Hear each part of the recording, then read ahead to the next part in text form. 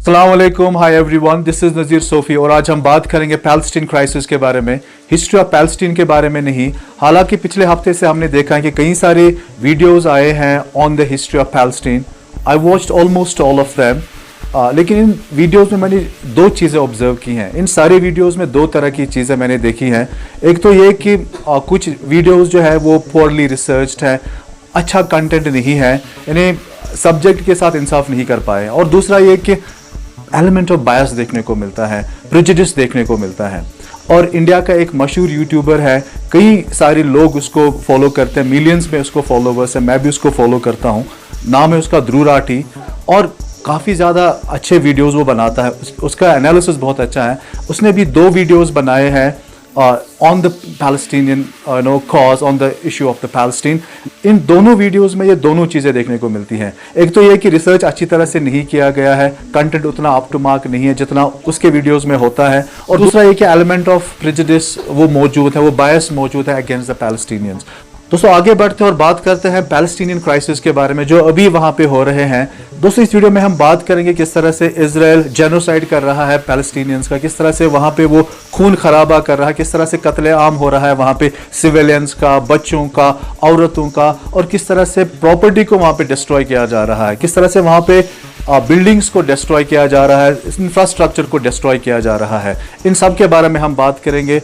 और more importantly मैं बात करने जा रहा हूं सो कॉल्ड डेमोक्रेटिक वर्ल्ड की बेगैरती के बारे में, स्पेशली मुस्लिम कंट्रीज की बेगैरती के बारे में बात करने जा रहा हूं मैं। और सबसे पहले हम बात करेंगे पाकिस्तान के बारे में। दोस्तों क्या आप जानते हैं, क्या आपको पता है, in terms of military power in the world Pakistan stands at rank 10, यानी पाकिस्तान 10वें पायदान पर है in terms of military power as per global fire power index 2021। It's not a joke, such a huge military power Pakistan is. और आप break down करते हैं, देखते हैं कि उसका जो मिलिट्री पावर है उसको ब्रेक डाउन करके देखते हैं, इसमें एयर पावर कितना है, नेवल पावर कितना है, लैंड पावर कितना है। दोस्तों मैं आपको बता दूं, ये हैरान कर देने वाली बात है, इतना पावर होने के बावजूद भी कुछ नहीं किया जा रहा है। फलस्तीनियों के हक में आवाज तक नहीं उठाई जा रही, कोई एक्शन नहीं है ग्राउंड पे। तो अगर हम पाकिस्तान की एयर पावर के बारे में बात करें, यहाँ पे जो टोटल स्ट्रेंथ है एयरक्राफ्ट की वो है 1364। It's quite a huge. और इनमें से फाइटर्स या जिनको हम इंटरसेप्टर्स कहते हैं वो 357 है। और ट्रेनर्स की अगर हम बात करें वो 510 है। और अटैक हेलीकॉप्टर्स 53 है। अब आते हैं नेवल पावर पे। नेवल पावर की अगर हम बात करें, पाकिस्तान को 8 फ्रिगेट्स हैं, 2 कॉर्वेट्स हैं, 9 submarines. It's not a joke, Pakistan is possessing 9 submarines और 3 mine warfares. Such a huge naval power Pakistan is. और लैंड पावर की अगर हम बात करें, पाकिस्तान के पास 2680 टैंक्स है। आर्मर्ड व्हीकल्स की अगर हम बात करें वो 9635 है। सेल्फ प्रोपेल्ड आर्टिलरी की अगर हम बात करें वो है 429। टोड आर्टिलरी की अगर हम बात करें वो है 690। रॉकेट प्रोजेक्टर्स की अगर हम बात करें वो पाकिस्तान के पास 330 है। और मिलिट्री पर्सनल की अगर हम बात करें, पाकिस्तान के पास 17 लाख से ज्यादा मिलिट्री पर्सनल मौजूद हैं। और ये वाहिद एक मुस्लिम कंट्री है जिसके पास न्यूक्लियर वेपन है। यानी दुनिया के 9 न्यूक्लियर पावर्स में से पाकिस्तान एक न्यूक्लियर पावर है।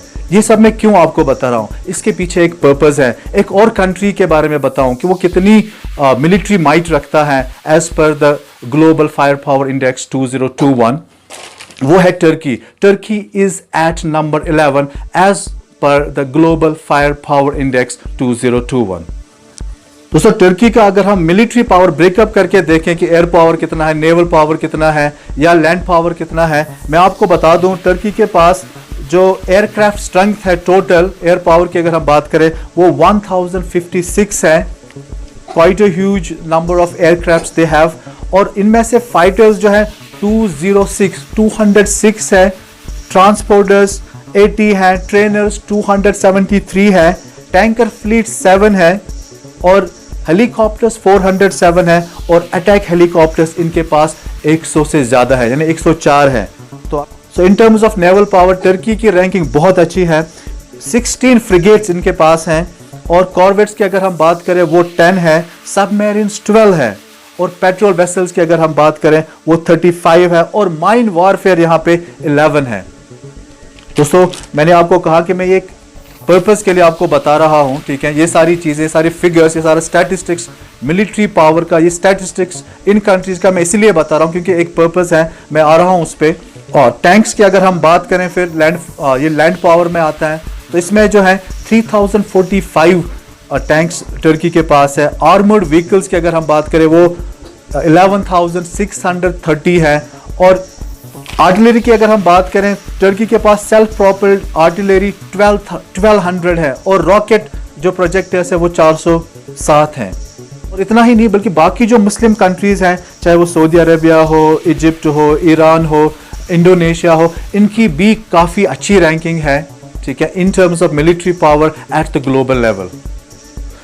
तो ये कंट्रीज इतने पावरफुल हैं, ये मुस्लिम कंट्रीज इतने पावरफुल हैं, फिर इंसान हैरान हो जाता है, फिर इंसान ताज्जुब करता है कि इतना पावर होने के बावजूद भी क्यों ये कंट्रीज इजराइल के खिलाफ एक्शन नहीं करते हैं, क्यों ये मिलिट्री स्ट्राइक नहीं करते हैं। दोस्तों एक ही वजह है, अगरचे वर्ल्ड वॉर सेकंड के बाद आज़ाद हुए हैं, पॉलिटिकली आज़ाद हुए हैं, ठीक है, मैं यही कहूँगा कि खाली पॉलिटिकली आज़ाद हुए हैं, लेकिन इनके जहन अभी भी गुलाम है, इनके अजहान अभी भी गुलाम है, इनकी जो सोच है उनको उसको एनस्लेव किया गया है, उनकी जो थॉट है उसको कॉलोनाइज किया गया है। इकोनॉमिक टाइज के नाम पे, मिलिट्री एड के नाम पे, ग्लोबल ट्रेड के नाम पे, प्रोग्रेसिविज्म, लिबरलिज्म, ग्लोबलिज्म के नाम पे इनके अजहान को गुलाम बनाया गया है, इनके सोच को एनस्लेव किया गया है, इनके माइंड्स को कॉलोनाइज किया गया है। अल्लाह जुल्म के खिलाफ खड़े होने के लिए, जालिम के खिलाफ खड़े होने के लिए सिर्फ पावर का होना जरूरी नहीं है। इट्स नॉट अबाउट कि आपके पास कितने टैंक्स हैं, कितने फाइटर जेट्स हैं, कितने सबमरीन्स हैं। It's about if you have a will to fight against the oppression. It's about will to confront the oppressor. It's not about how many tanks you have. It's about क्या आपके पास वो जज्बा है, वो हिम्मत है। It's about क्या आप में वो कुर्बानी का जज्बा है, क्या आप में वो ईसार का जज्बा है। It's not about कि आपके पास कितने टैंक्स, कितने फाइटर जेट्स हैं, कितने बॉम्ब्स हैं। और ऐसा भी नहीं है कि ये मुस्लिम ममालिक वीक हैं, मैंने आपको बता दिया है ऑलरेडी कि कितने पावरफुल ममालिक हैं, मुस्लिम ममालिक हैं, ठीक है। और मैं ये समझता हूँ कि इजराइल अकेला नहीं है, कि हमें इस पर्सपेक्टिव में खाली नहीं देखना चाहिए कि इजराइल एक छोटा सा मुल्क है, बस इतना ही है, बल्कि उसके एलाइज हैं, वो मैं समझता हूँ, वो मैं जानता हूँ। यूके है, यूनाइटेड स्टेट्स ऑफ अमेरिका है, कनाडा है, फ्रांस है, और दूसरे मगरबी ममालिक हैं उसके पीछे। लेकिन आप भी तो 57 कंट्रीज़ हैं, मुसलमान भी तो 57 कंट्रीज़ हैं, और इतनी बड़ी ये ताकत हैं, इतने बड़े असलाह इनके पास मौजूद हैं। तो मुसलमान कंट्रीज़ के जो लीडर्स हैं, बेगैरती की हद कर दी है इन लोगों ने।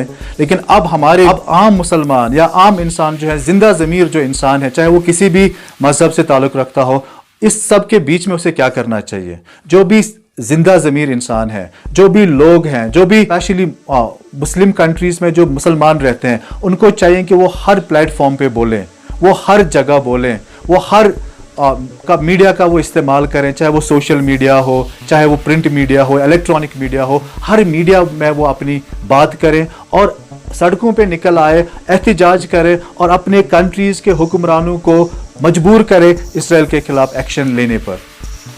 अब मेरा पैगाम मुस्लिम कंट्रीज़ के लीडर्स के लिए, मुसलमान ममालिक के हुक्मरानों के लिए मेरा ये पैगाम है कि अगर आप चाहते हैं कि आप इसराइल के खिलाफ एक्शन लें और आप नहीं ले पा रहे हैं, आप डर रहे हैं या हेजिटेंट फील कर रहे हैं, इसका ये मतलब है कि आप जहनी तौर पर अभी भी गुलाम हैं, आप आज़ाद नहीं हैं, आपके माइंड्स को कॉलोनाइज किया गया है।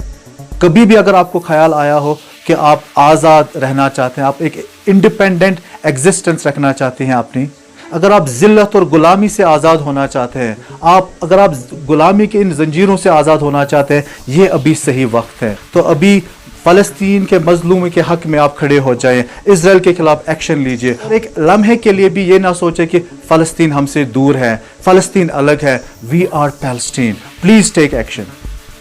और मुझे हंसी आती है उन मुस्लिम कंट्रीज़ के लीडर्स पे, उन मुस्लिम ममालिक के हुक्मरानों पे जो यूएनओ से आस लगाए बैठे हैं।